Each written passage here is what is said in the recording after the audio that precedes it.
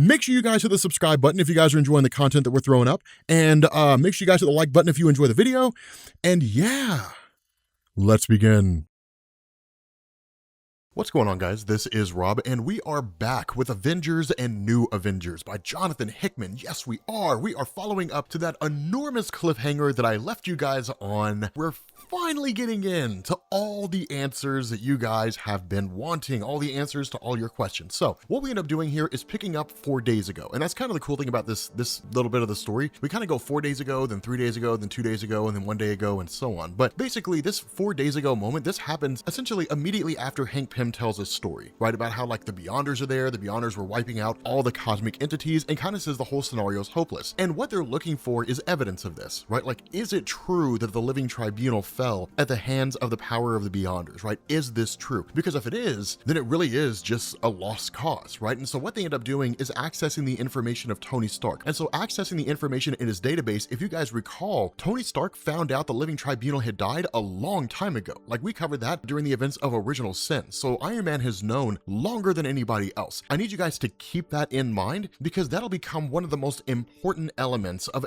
everything going forward. But the idea here is that Beast and Amadeus Cho and Hank Pym basically end up locating the corpse of the living tribunal. So it is verified the living tribunal has been dead. And then of course you basically end up having the Incredible Hulk and you have Brian Braddock, who are dispatched to go investigate, right? To go find the corpse of the living tribunal and see what's going on. From there, we jump forward 1 day. We switch to 3 days ago and we pick up with Nation X. Now, a little bit of an explanation here. We're remastering Avengers and New Avengers, right? So this takes place before Jonathan Hickman's X-Men run. So this takes place before everything that's happening in X-Men right now, which is why you don't see Krakoa, you don't see Charles Xavier with his helmet or anything like that. This all takes place long before that. So to wind the clock back here a little bit, the way this kind of X-Men timeline works in terms of how we got here, and this is going to be kind of a really quick rundown. So those of you guys who are familiar with the X-Men, with their history up to this point, bear with me for a second. For all you new people, the X-Men timeline kind of worked pretty consistently across the board until we got to the mid to late 2000s, in the sense that you had the Xavier School for Gifted Youngsters out in Westchester, and that's just where they operated, right? They always functioned there. This changed during the events of Dark Reign, and Dark Reign was a story that followed the events of Secret Invasion, right? So if you guys remember Civil War, the story of Civil War from Marvel Comics, Tony Stark became the new director of S.H.I.E.L.D. That led to the events of House of M and then Secret Invasion, and Secret Invasion revealed that the Skrull race had secretly been replacing superheroes. The fact that Tony Stark didn't know that was reason for him to be terminated as the director of S.H.I.E.L.D. He was replaced with Norman Osborn. Now, there's a few other reasons behind the scenes why that happened, but the overall gist is that Norman Osborn, the Green Goblin, replaced Tony Stark, and then he basically turned S.H.I.E.L.D. into like this organization where he tried to use it to conquer the world. During that time, the X-Men got while the getting was good, and so they basically left Westchester, they left New York, and they went off the coast of San Francisco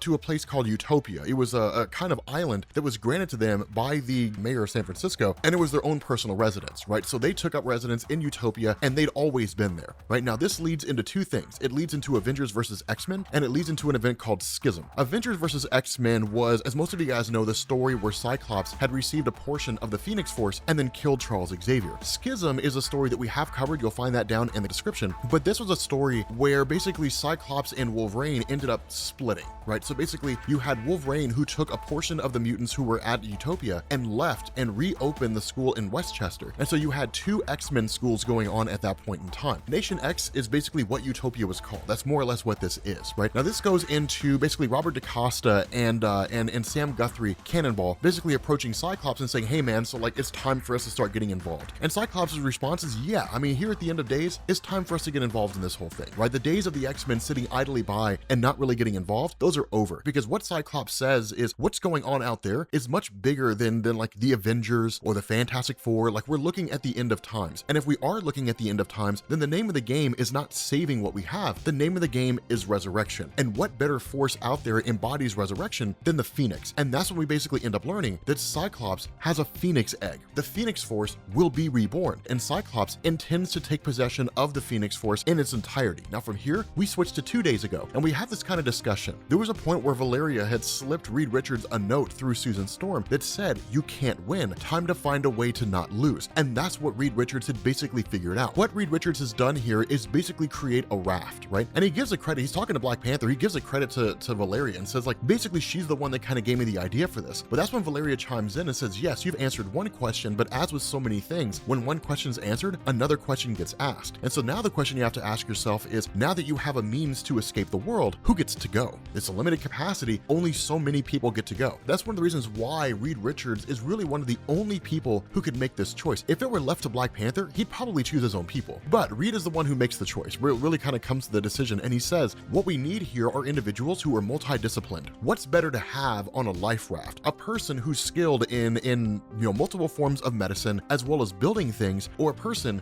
who's only good at building things? An engineer, or a person who's an engineer and a doctor? What's the best scenario to have there? And the response is a multifaceted person, right? A multidisciplined candidate. They should take priority over highly specialized ones. Now notice, they're not talking about average Joes here, right? They're not talking about regular individuals. In reality, there's no room for that. There's no room to scoop up as many people from New York as you can. They're gone. There's nothing you can do for them, right? They're just gonna die, and that's just the way it is. And it sucks to be them. That's just how it goes sometimes. And so the only real way is to kind of focus on saving as many multidisciplined people as you can, those individuals who can help rebuild, and then later see if you can't find a way to bring different people back. And so that's when we get into the real kind of kicker in this little bit of the video, is we switch over to one day ago, and you've got Sam Guthrie, you've got Super Guardian. If you guys remember her, like in the early days of Hickman's run, she was the first human to ever be brought into the Shi'ar Imperial Guard. And then of course you've got Robert DaCosta, right? And they're all just kind of talking to each other, spending time together, and so on. And then Super Guardian is basically called away, and she's basically called by Gladiator, right? Now remember, Gladiator is the leader of the Shi'ar Empire, but at one point he was the person who was the leader of the Imperial Guard. And the idea behind this is that he immediately kind of prefaces what it is that he's getting ready to say by telling her, I once served as the leader of the Imperial Guard, right? I led the forces of the Shi'ar Empire against multiple threats, both foreign and domestic. And I understand the sacrifice that we as the Imperial Guard make in the name of our duty. But the reality is that being part of the Imperial Guard means you serve the Imperial Guard first, and then you serve whoever your loyalties are to second. And that's when he says, I'm recalling you, or I'm bringing you back into service of the Shi'ar Empire. Bring your family,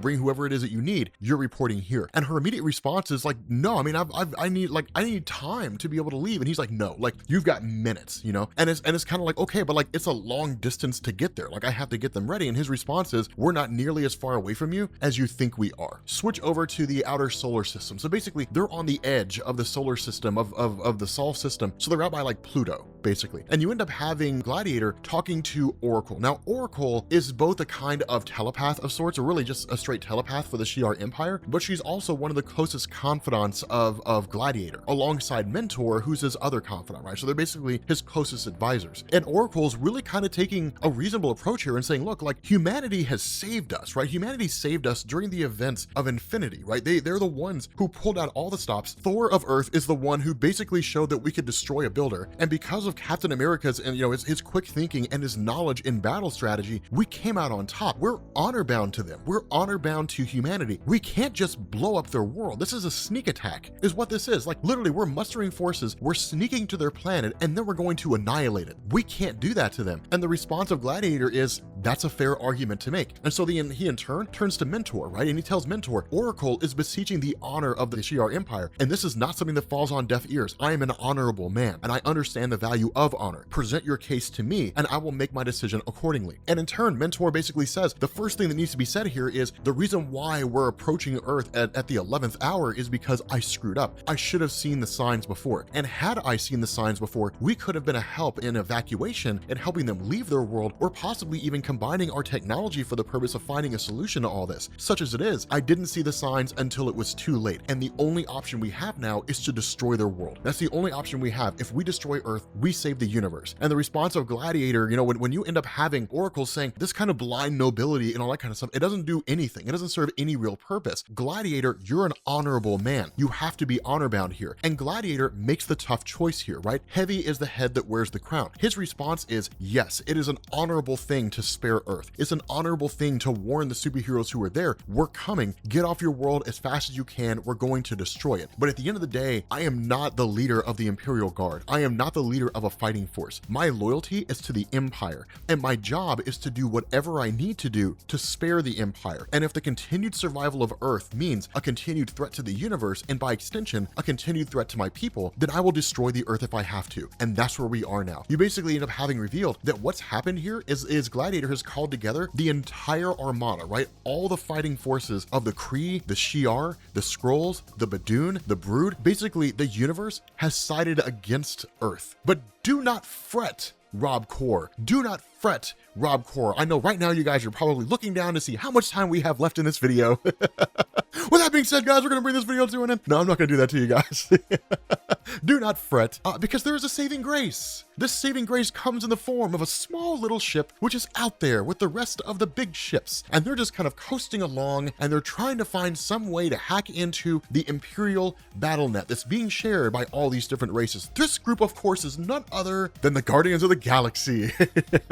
Yes, the saving grace of humanity comes in a ragtag group of people who were led by what may very well be one of the most inept people in the history of the universe. So you basically end up having Rocket Raccoon, who like hacks into the battle net and comes to the realization this is really just a sneak attack, right? Because the reason they're here was to ask the question, like, why are all the various forces coming together, right? Like, why are all these empires binding together? Like, surely there's some major threat out there. What in the heck could this threat possibly be? And we are the Guardians of the Galaxy, right? Our job is to protect the galaxy as best we can. And so that's when they basically realize this entire armada has assembled to destroy the world. Like, that's nuts. And when you have like Gamora and you've got Peter Quill, and they're like, okay, well, we kind of have to warn the Earth. The response of Rocket Raccoon is, why would we do that? Why would we warn the Earth? Like, the Earth is a pain. Let them die, right? He's like, the only people, like, do you know what people do? Like, the kind of people who go running towards, a major conflict like this, who would like go to Earth and warn the superheroes there? Idiots are the kind of people who would do that. Switch forward, and you've got Rocket Raccoon talking to all these various superheroes on Earth, right? You got Reed Richards of the Fantastic Four, you've got Captain America, you basically have like, the Illuminati, the Avengers, and the New Avengers all assembled together. And their whole response is, no, we're not going to evacuate our world. We're going to try to find a way to stay, and we're going to go down with the ship if we can. And it's like, you guys are total idiots, right? Like, you guys are total idiots for doing that. Now, at this point, we switch over to the nature of Rabum Alal. Yes, we finally get the identity of Rabum Alal, the person who is the origin of the incursions, the reason why all this is happening in the first place. So we end up switching to this alternate Earth, right? And we have the Black Priests of Doctor Strange that are led by Stephen Strange, who are now observing what is basically this doorway. Now, if you guys recall, in the early days of Hickman's Avengers and New Avengers, we talked about the origin of Black Swan, and we talked about the doors to the Library of Worlds. And one of the things that Hickman explained here is that what you had is you had the Black Swans, who were part of kind of they were basically a religious cult that served Rabum Alal, and that Rabum Alal resided inside the Library of Worlds, essentially. And that this Library of Worlds was originally a gift from the Ivory Kings, right? It was originally there, it was originally created by the Beyonders, and somewhere along the line, it was co-opted by Rabum Alal, right? He basically took it over and took it for himself, and then all the Black Swans are now there. And the idea is that there's different doorways to access this library. They exist on different worlds. The problem that Doctor Strange and the Black Priests have is that up to this point, all the worlds they'd cataloged that had doorways to the Library of Worlds had all been destroyed in the incursions. And so they finally found one, right? They finally found one that had not been destroyed. But the issue is that the incursion is getting ready to happen here, right? This incursion is going to be happening within, well, it's kind of referred to as like less than 1 unit of standard celestial time. Who knows what that means, right? We'll just say like an hour, right? And so because of that, it's kind of like, okay, then like we kind of have to get in here, right? We have to basically get to this doorway and then access the library. And so what it does is it leads to all the forces of the Black Priests descending onto these 3 Black Swans and attacking. The issue with this is that one of the Black Swans manages to get to the doorway and then shuts it while the rest are destroyed. And so what happens, of course, because they have a key, they're able to access the door after destroying the last of the Black Swans, and then they enter. And so of course, Doctor Strange uses his magic to basically find where it is this Black Swan had ran to in order to essentially follow the trail. And we end up going through like these really interesting places, right? I mean, this library is not a library in the traditional sense. It's a library insofar as it's a place that holds vast amounts of knowledge, but the form in which this knowledge takes shifts from one room to the next. And so in one room, you have like this wall of individuals who have all housed over the course of their lives or attained some wildly interesting forms of knowledge, right? Like magical artifacts or different kinds of spells or different things like that. And so one of these people, I'm don't know if you guys noticed, but one of these guys is Thanos. It's the face of Thanos, right? Which is probably just like an alternate reality where Thanos became like the Sorcerer Supreme or something along those lines. We're not really given any information, but you also have kind of like these glowing orbs that are basically repositories of information that are composed entirely of light. And that's kind of how this is. But eventually they get to a point whereby as soon as they try to speak, nothing happens. And the way this works is this is what's called a quiet room, right? This is basically a room where there are no words. And this is what's kind of crazy here, because this is the room where the Black Swans launch their attack against the Black Priest. Because remember, the Black Priests have to use words in order to pull off their spells. And what is a Black Priest who can't speak? It's a powerless individual. And so because of that, the attack is launched by all the Black Swans and they immediately start wiping out all the Black Priests. But despite the Black Priest limitations, remember, Stephen Strange is the Sorcerer Supreme. And while he knows all the different spells of the Black Priest, Stephen Strange doesn't need to speak to cast his spells. And so because of that, the issue of Stephen Strange here isn't so much his inability to cast a spell, it's the fact that he's dealing with so many Black Swans who have such incredible power at their disposal. And so what this leads to is Stephen Strange casting these massive spells, doing all kinds of wildly, capable abilities. But the issue with this is that ultimately it ends up seeing the fall of Stephen Strange, right? See Stephen Strange completely overpowered by all these Black Swans. The result is that he's subdued and taking him to the center of the library, right? To the center of the Library of Worlds, and basically say like, we're going to present you with Rabum Alal. And when they say like, they basically tell him like, this is the furthest we can go, they drop him off and they leave. The explanation that's given here is that there are no Black Swans who know who Rabum Alal looks like. They don't know what he looks like. And the idea is that any Black Swan who looks upon Rabum Alal will basically go blind, right? And the only individuals that serve in his direct